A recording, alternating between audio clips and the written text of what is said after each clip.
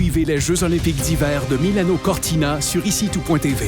Voyez chaque seconde d'action en direct. Tous les sports, toutes les épreuves, où vous le voulez, quand vous le voulez. Du 6 au 22 février sur ici-tout.tv. Téléchargez l'appli. Nous sommes le vendredi 30 janvier. Voici à la une.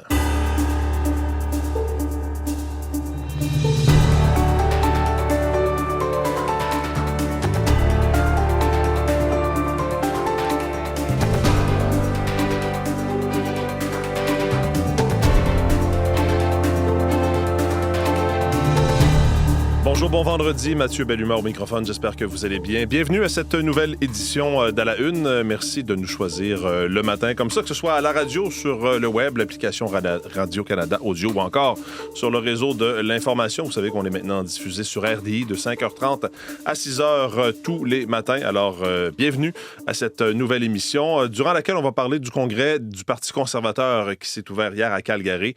Plusieurs délégués ont commencé à arriver. Et vous savez qu'aujourd'hui, c'est une journée importante, une journée clé parce que ce sera le vote de confiance envers le chef Pierre Poilievre. On risque d'avoir les résultats ou très tard ce soir ou encore tôt demain matin. Donc, on verra effectivement quel sera l'appui à Pierre Poilievre plus tard aujourd'hui à ce congrès. Et Greta Juris va venir nous en parler. Elle est là en remplacement de Jean-Philippe Robillard aujourd'hui. Et puis, vous avez peut-être vu dans l'actualité, on va en glisser un mot aussi, cette nouvelle menace de Donald Trump s'est tombée hier soir d'interdire les appareils canadiens dans le ciel, donc des États-Unis. On va y revenir. C'est en réponse à, semble-t-il, le fait que le Canada ne veuille pas ou prenne du temps à certifier des appareils fabriqués aux États-Unis. On va y revenir à l'émission. L'équipe est avec moi en poste à cette heure-ci. Marie-Michel Bordua, Jean-François Paradis et Véronique Méran. Bonjour à vous trois. Bonjour. Marie-Michel, on va se parler un peu plus tard aux actualités culturelles. D'une nouvelle qui va certainement rappeler des souvenirs à certains et à certaines. Un album hommage à Joe Dassin qui sort maintenant. Oui, qui est sorti ce matin. Et depuis ce matin, je fredonne le petit pain au chocolat. Ça, Mathieu, les auditeurs veulent pas entendre ça. Mais Étienne Copé qui nous chante le petit pain au chocolat, ça oui, et j'aurai ça pour vous. Parfait. Alors, c'est pas vous qu'on va entendre chanter, non, mais non. Étienne Copé qui fait son hommage à Joe Dassin. Parfait. Véronique Méran à la météo. Avant de faire les prévisions, il me semble que l'hiver est long. Il me semble que l'hiver est long. L'hiver dure toujours le même nombre de temps, je sais bien. Oui. Sauf qu'il me semble qu'on a une impression qu'il fait pas très beau, qu'il fait très froid, qu'il neige depuis longtemps. Impression assez justifiée, je dirais. Si on fait un portrait global de l'hiver jusqu'à maintenant, parce que ça fait beaucoup jaser, là, les gens en ont ras-le-bol déjà. Des conditions qui ont commencé très tôt au mois de novembre, avec les premières neiges qui sont restées au sol. Vous vous souvenez, on a raclé nos feuilles dans la neige sur le sud du Québec. Donc, neige qui est arrivée très, très tôt. Depuis novembre, les températures sont sous les normales à chaque mois. Particulièrement en décembre, ça a été significatif, avec 2-3 degrés sous les normales dans la majorité des régions. Et janvier là, se termine en fin de semaine. On sera probablement près ou légèrement sous les normales, mais quand même avec des quantités de neige beaucoup plus importantes qu'à l'habitude. La palme va aux gens de Sept-Îles avec plus de 250 cm de neige au sol. Là où il y en a le moins, c'est dans la région de l'Estrie, mais en moyenne, au Québec, on dépasse tous nos quotas de neige pour cet hiver là, jusqu'à maintenant. Et une autre chose qui a contribué à notre humeur aussi, disons, massacrante, c'est qu'on n'a pas eu de grosses tempêtes, mais on a eu tellement de petits systèmes que le ciel a été nuageux beaucoup plus qu'à l'habitude aussi. Okay. Alors, nuages, neige, température froide, tout ça combiné à notre facteur moral, ça se peut qu'on ait ras-le-bol de l'hiver. OK, sauf donc, que là, premier bilan de l'hiver là, qui donne... On a une impression, mais là, voilà qu'avec le bilan, on se rend compte qu'effectivement, on manque peut-être un peu de soleil. Effectivement, oui. Février, qui sera plus généreux dans sa luminosité. Là, on va gagner 1h20 de clarté au cours déjà, ça du fait mois. du bien, ça. Déjà, là, ça va faire du bien. Bon, est-ce qu'on en verra du soleil? Ça, c'est la question en fin de semaine, maintenant. Un peu plus, oui, parce qu'aujourd'hui, ça reste assez nuageux. On aura des températures similaires. On s'en sort pas. Ce matin, c'est froid encore, là. Moins 21 à Montréal, mais on est sous la barre du moins 20 à peu près partout. Refroidissement éolien ce matin, légèrement sous les moins 30. Ça paraît sur le bout du nez. Donc, une journée froide, oui, moins 13, moins 16, ce sont des températures de mi-journée avec des nuages et quelques flocons. C'est comme ça pour tout le sud, le centre du Québec aussi. On aura un ciel plus variable le samedi et plus ensoleillé dimanche avec quelques degrés en plus, mais ça va se faire tranquillement. C'est surtout en début de semaine prochaine qu'on sentira les températures plus douces. Et quand je dis plus douces, moins 4 à moins 7. La normale, c'est -6. On sera autour des moyennes. L'Est du Québec, ça reste nuageux, venteux, floconneux, si on peut le dire comme ça aujourd'hui. Pas tant d'accumulation, mais du vent, du temps relativement froid, sauf pour la Gaspésie, la Côte-Nord, qui, eux, bénéficient quand même de températures plus douces, -4 à -6 degrés aujourd'hui. On verra plus de soleil dans l'Est également au cours de la fin de semaine. En territoire ontarien, très froid encore. Il y a même des avertissements de froid à Toronto, Windsor. On n'est pas habitué. Il fait -18, -20 ce matin de ce côté-là. Alors, -12, -14, nuages éclaircis, flocons dispersés aujourd'hui. La pluie s'estompe à Vancouver. On demeure près d'une dizaine de degrés. Il y a un avis sur la qualité de l'air du côté d'Edmonton. Il y a du smog dans l'air. Ça devrait s'améliorer. Aujourd'hui, 3 degrés à Edmonton, 9 à Calgary. C'est le petit îlot de printemps là, dans notre grand pays. Donc, on y va avec des nuages et du vent. Pas mal de soleil, par contre, vers Winnipeg, Regina, mais des températures plus froides, maximum de -20 vers Winnipeg, -12 à Regina. Ce sera un petit peu plus doux au cours de la fin de semaine. Donc, tranquillement, on gagnera des degrés aussi sur le sud du Québec. On s'en va vers du temps plus ensoleillé. Puis on surveille une autre tempête qui remontera à la côte est américaine et qui ira toucher directement les maritimes vers la fin de semaine. Ça reste à voir. Et parlant des États-Unis, il va faire froid aussi en fin de semaine dans certaines régions. Où on ne voit pas ça souvent. Oui, Miami, les températures pourraient descendre tout près ou légèrement sous zéro dimanche. Ça fait 36 ans qu'on n'a pas vu ça. Et on surveille des effets de neige. Vous savez, on parle d'effets de lac d'habitude autour des Grands Lacs à Toronto. Mais là, c'est à Tampa, en Floride, qu'on pourrait voir des averses de neige. Donc, vraiment, des conditions à surveiller. Et pour les gens qui voudraient s'envoler encore un peu plus loin, début de semaine prochaine, 5 degrés Cuba, lundi, mardi matin. Ça prend autre chose dans les valises. Merci de nous avoir prévenus. Bonne journée, bonne fin de semaine, Véronique. Au sport, Jean-François, oui, c'était ce match hier avec le Canadien de Montréal affrontait l'Avalanche du Colorado, mais ces joueurs-là étaient vêtus avec l'uniforme des Nordiques de Québec et le Canadien a battu les Nordiques. Ah oui, ça a été tout un match hier. Oui, malheureusement pour l'Avalanche, qui est la meilleure formation de la Ligue nationale, on avait l'impression de voir hier, de revoir l'incarnation des Nordiques des dernières années qui était un petit peu moins bon que l'Avalanche, bien entendu. Donc, une victoire éclatante hier du Canadien de Montréal, 7-3 contre cette Avalanche vêtue de ce beau bleu des Nordiques que je n'aimais pas particulièrement à l'époque. J'étais plutôt un partisan des Canadiens de Montréal. C'est pour ça, oui. C'était tellement intense, cette rivalité, mais franchement, c'est un bel uniforme qui a fière allure. Oui.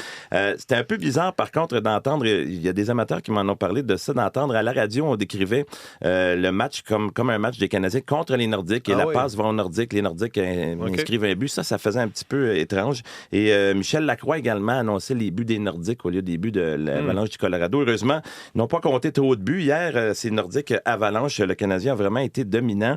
Nick Suzuki a récolté 2 buts et une passe. Jacob Dobèche a été très bon. Le gardien de but du Canadien de Montréal a réussi 26 arrêts, dont plusieurs très, très, très difficiles. Une échappée de Samuel Girard, entre autres, où il a bloqué la rondelle de belle façon. Donc, plus centré devant son filet, plus efficace, moins éparpillé dans sa technique. Ça fait 2 bons matchs pour Jacob Dobèche. Ça a fait quand même une certaine différence dans la partie. Martin Saint-Louis l'a souligné hier, le bon travail de son gardien de but. Il y a également Juraj Slafkovský qui a récolté 1 but et une aide. Lane Hudson, Zachary Bolduc, Oliver Kapanen et Ivan Demidov ont tous été crédités de 2 passes. Et ça a commencé rapidement pour le Canadien. Noah Dobson qui a inscrit le premier but du match sur le premier tir du Canadien sur un jeu rapide de Lane Hudson. Donc, ça partait bien. Et par la suite, l'Avalanche est revenue dans le match, mais le Canadien a réussi à creuser l'écart et à conserver son avance. C'était le défi dans les derniers matchs. Ils ont vraiment bien fait ça hier. Donc, un fort bon match du Canadien de Montréal contre une formation, l'Avalanche, qui est la meilleure formation de la Ligue, mais qui a de la difficulté dans les dernières semaines, là, qui ne joue pas son meilleur hockey. Faut bien le souligner quand même. Donc, prochain match pour le Canadien, c'est samedi à Buffalo. On jouera ensuite au Minnesota, à Winnipeg la semaine prochaine, et ce sera la pause des Jeux olympiques qui va arriver pour le 4 février pour le Canadien de Montréal. Au tennis, victoire d'Alcaraz aux internationaux d'Australie. Oui, ça m'a un peu surpris ce matin parce que le match de Carlos Alcaraz contre Alexander Zverev était annoncé comme le premier match de la soirée. Et je regarde ça le match ce matin et je dis, le match est en cours. Je me suis trompé, c'était le 2e match de la soirée. Ben non, c'est parce que ça a été tellement long, ça a duré 5h27. 5h27, c'était pas encore terminé. Et donc, victoire de Carlos Alcaraz, 6-4, 7-6, 6-7, 6-7 et 7-5. Il a été aligné par une blessure à la jambe droite. J'ai pas de détails concernant sa blessure. Ça a peut-être retardé le match un peu, mais il l'a emporté de belle façon. Et on a l'impression qu'il gagne tout, Alcaraz, mais c'est quand même, ce sera sa première participation en finale des internationaux de l'Australie. Et s'il remporte le tournoi, il deviendra le plus jeune joueur de l'histoire à remporter les 4 tournois majeurs, coiffant son compatriote Rafael Nadal. Merci Merci beaucoup, Jean-François. Bonne journée, bonne fin de semaine.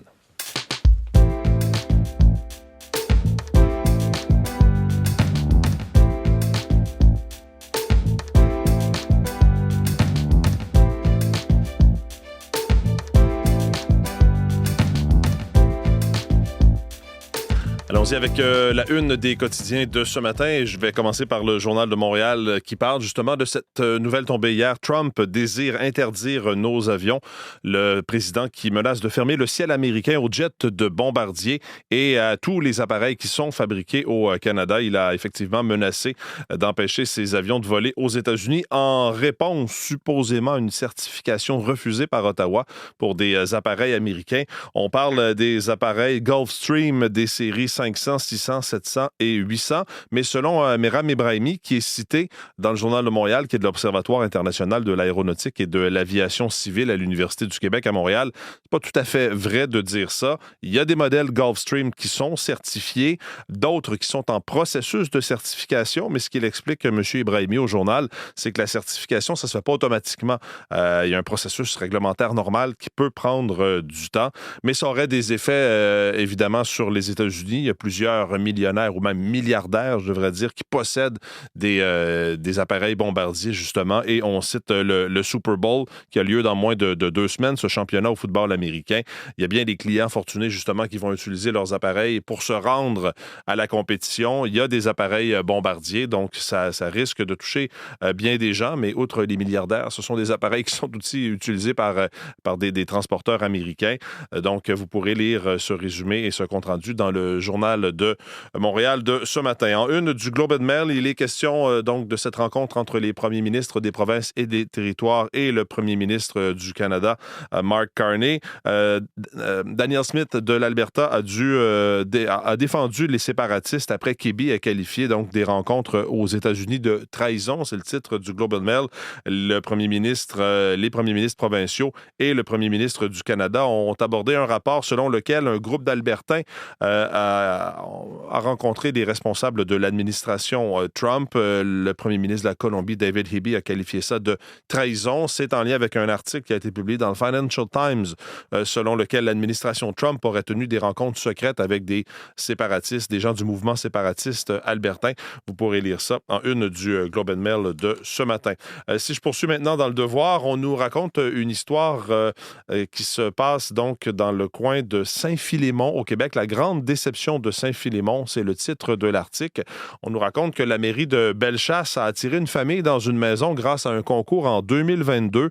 Et 3 ans plus tard, la municipalité, qui est propriétaire de la maison en question, veut évincer la famille. Le but, c'était de faire venir cette famille de la région de Lanaudière dans le cadre d'un concours pour garder l'école du village. Donc, on voulait une famille avec des enfants. Les gens sont partis de Lanaudière, se sont installés dans cette maison qui appartient à la ville à la suite de ce concours. Mais voilà que maintenant, la ville veut démolir la maison qui a besoin d'entretien, peut-on lire dans le Devoir. La ville n'est pas prête à investir donc pour l'entretien. Il voudrait démolir et que l'on construise des logements sur ce terrain-là. À la place, la famille qui avait remporté ce concours à l'époque s'en plaint, dit, écoutez, nous, on nous a attirés ici avec un concours, nous garantissant un loyer faible pour cette maison. Et là, maintenant, on veut la démolir. Donc, leur histoire est en une du Devoir de ce matin. Dans la presse, et on vous présentait hier un reportage à ce sujet-là, la presse s'est aussi rendue donc dans le Maine. Vague de peur sur le Maine, peut-on lire. Des familles qui sont confinées par la peur, des arrestations qui provoquent l'incertitude également sur leurs proches. Un climat de méfiance. On sait qu'il y a eu une opération de la police de l'immigration dans le Maine qui est surtout connue pour sa tranquillité, mais qui soulève aussi la colère à Portland où la communauté s'est mobilisée. Donc, détail dans la presse de ce matin. Ceci dit, hier, on a appris que il y aura toujours des policiers de l'immigration dans le Maine, mais qu'il y avait une force spéciale qui avait été déployée dans cet État. Finalement, les employés ou les policiers vont être rappelés, rapatriés, mais il y a quand même tout un climat de peur et vous pourrez lire ça en une de la Presse Plus de ce matin.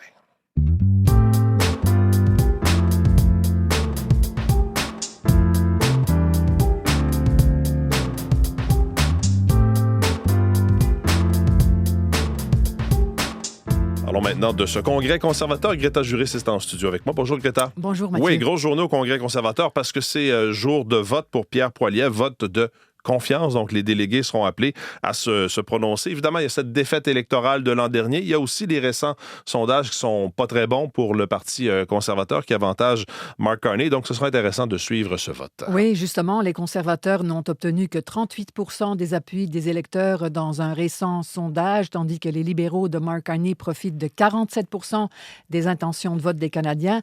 Mais malgré cela, la défaite du Parti conservateur lors des élections générales de 2025, ainsi que le départ de plusieurs transfuges, plusieurs partisans conservateurs affirment qu'ils apprécient le chef du parti, que Pierre Poilievre, et qu'ils respectent les changements qu'il a faits à la suite du revers de la formation politique. Plusieurs ont donc tenu à lui manifester leur soutien au Congrès national du parti qui a commencé hier à Calgary, où plus de 2000 délégués sont réunis.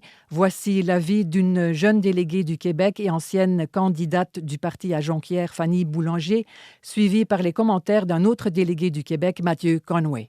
Moi, c'est sûr que je vote les yeux fermés pour Pierre Poilievre. Il a mon entière confiance. Les jeunes votent Pierre Poilievre. Ma génération vote Pierre Poilievre parce qu'on voit le prix des maisons. Il représente l'espoir. Je pense qu'il y a certaines personnes qui disent qu'il y a un ton trop agressif, mais c'est parce que ce ton-là, c'est qu'il y en a marre des problèmes au Canada. On veut trouver des solutions.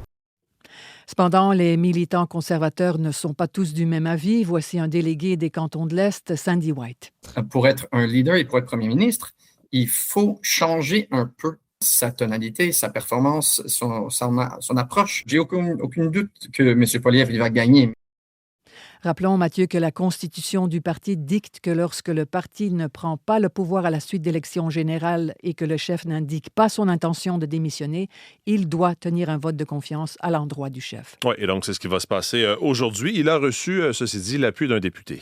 Oui, et le député du Québec, Pierre Paulus, a réitéré hier son soutien envers le chef de son parti. On peut l'écouter. C'est important, je pense, l'intégrité. M. Poilievre n'accepte pas de dire « je vais me transformer » puis faire semblant d'être quelqu'un pour plaire aux gens. Ça, c'est un côté qu'il ne veut pas faire.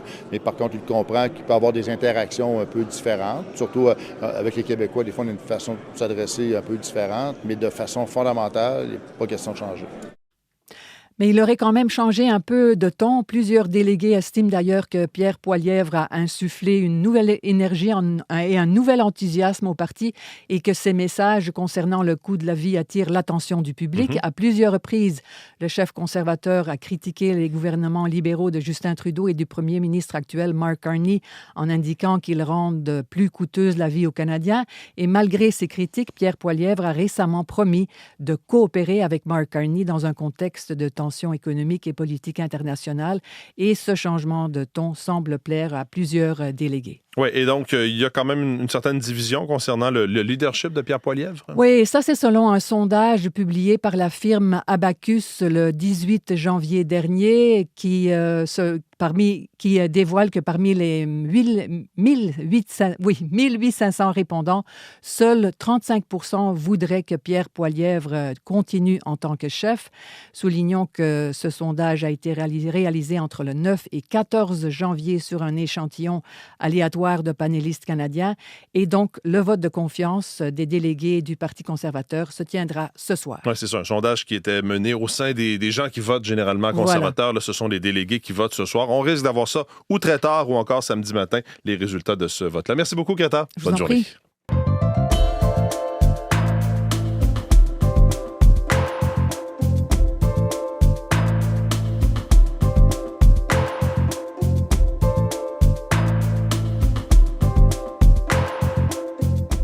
Marie-Michel Borduas est de retour en studio avec nous. C'est le retour de la saison mondaine, Marie-Michel?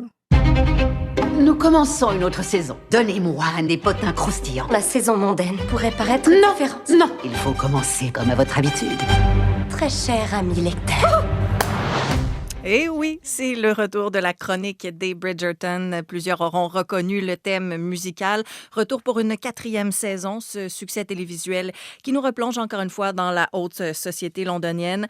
La première partie, donc, a été déposée sur Netflix hier.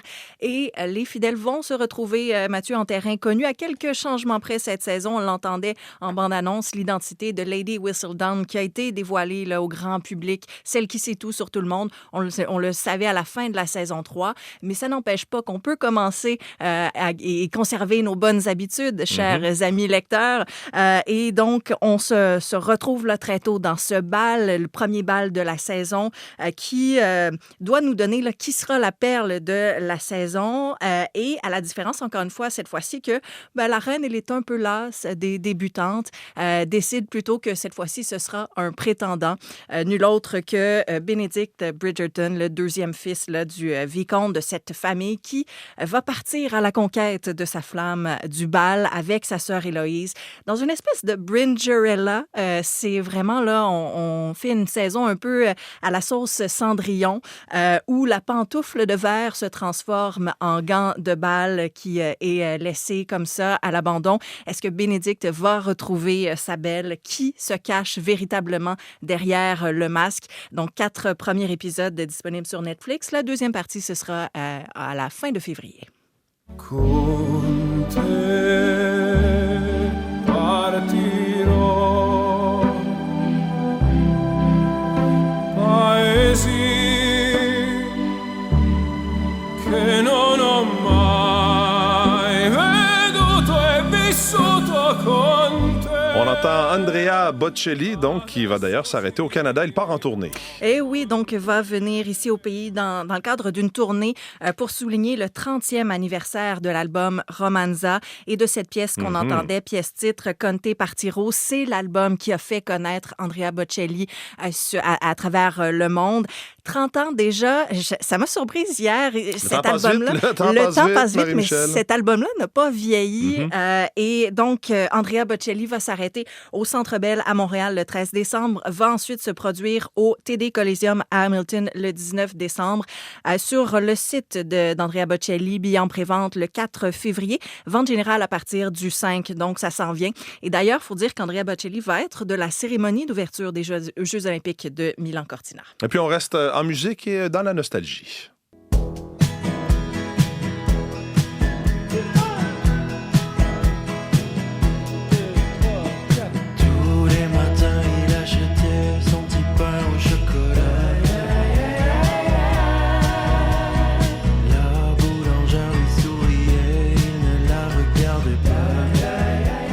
On a reconnu Joe Dassin, mais qui n'est pas Joe Dassin. Qui n'est pas Joe Dassin, qui est en fait le grand retour d'Étienne Copé, qui après 5 ans après son premier album, nous revient avec un deuxième album, cette fois un album hommage à Joe Dassin. Comme le nom de l'album l'indique, c'est l'auteur-compositeur-interprète qui se plonge dans les grands succès de Joe Dassin. On y va vraiment, là, vous l'entendez, Le petit pain au chocolat, mais les Champs-Élysées, Si tu n'existais pas, À toi, les classiques. Bref, à la sauce Étienne Copé, ce n'est pas une reprise comme telle, relecture personnelle. Ah oui. Je vous laisse entendre aussi une pièce assez touchante, Ça ne va pas changer le monde. Il a trop tourné sans nous. On va se laisser là-dessus. Merci Marie-Michel. Merci à vous d'être à l'écoute. Bonne journée, bonne fin de semaine. À lundi.